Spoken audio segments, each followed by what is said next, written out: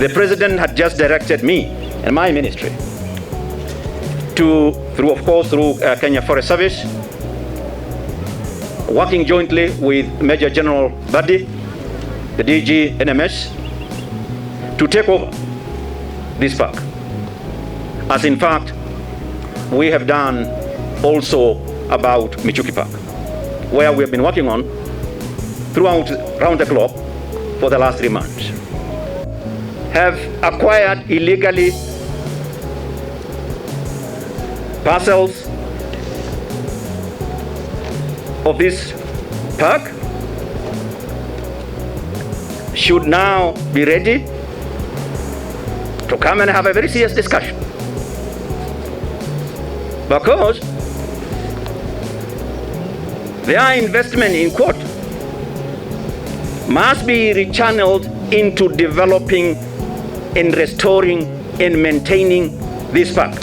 And CCF, you are under instructions. You know who they are. All the payments have been making to all sorts of people. Now go and engage them so that all the payments are channeled to this park. This park is the lungs of this city. This clean air we breathe is because of this green space that we have, and it's facing severe degradation. This park was donated to us, the future citizen of this city, in 1903. And the future citizens are degrading this park. You can see the lots of waste in our park is shrinking from 90 hectares to the current 63. We are likely to lose this unless we have concerted effort to ensure that we protect this green space for now and for the future, because we are converting our forest lands into residential areas, industries, continue degrading the same. Our population is increasing and more land are converted for food production and residence. This park is not like any other park. All the parks that we have, the green spaces have uniqueness in each of them. And this green space, which was initially about 90 hectares, perhaps more, and now only 63 hectares, it tells you there have been some activities that have been happening. And our job will be to protect the integrity of this park. Our job will be to conserve, protect, and manage it sustainably for the prosperity and in spirit of the initial Kikuyu clan that donated these 90 hectares to Nairobians to enjoy, and that's why it's called People's Park. And we want to guard jealously that spirit, which was established in 1903.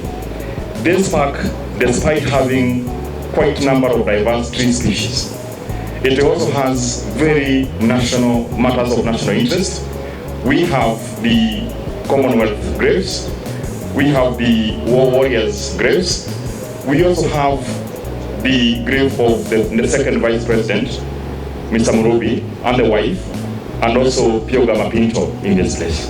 We cannot and we must not let it to be mismanaged. We have to, and we have no option, that to manage it to prosperity.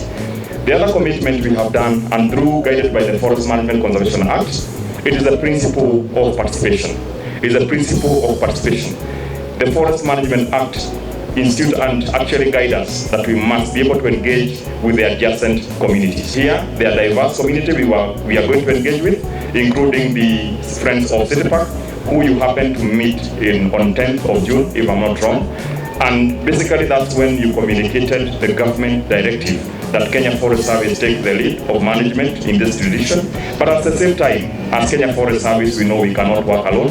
We need to collaborate strongly with other entities of government and non-state actors. To mention NEMA, also NMK, and also KEFRI, who will be able to work together with. And from that day, Waziri, we have been able to set up a technical committee bringing people from all these agencies and drawing a roadmap on how we will restore this place.